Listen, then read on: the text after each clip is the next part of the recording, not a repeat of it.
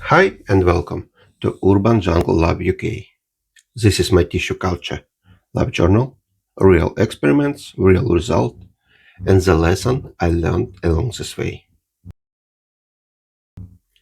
Today is the 20th of December and I'm starting a new series called Tissue Culture Failures. In this series, I'll show you the really behind tissue culture, not only success, but also the mistakes and what I learned from them. Today plants is Alocasia bambino. I took these plants out of their pots 1 week ago. I washed them and soaked them in 10% bleach solutions for 10 minutes. Also, I add some ppms to the process. But as you can see, both plants still develop a fungal infection.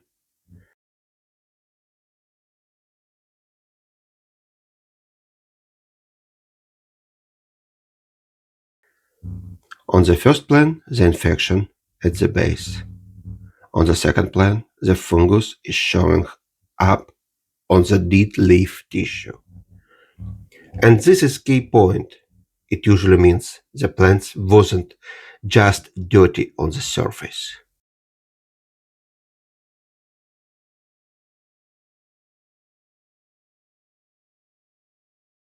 It already unhealthy and the fungus was likely inside the tissue, not only the outside.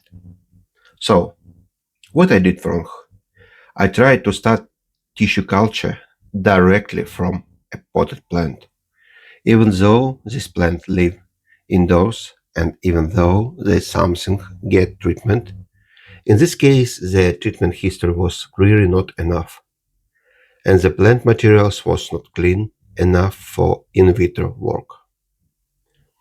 What I'm going to do next? Now I'm going to clean these plants again, and I'll put them back into substrate.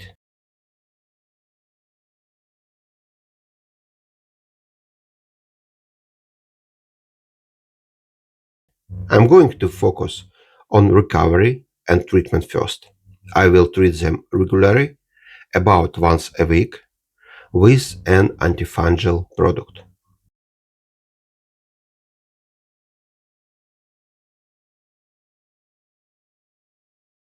Then, in few months, once the plant are stronger and healthy, I will try again to introduce them in the culture, in vitro.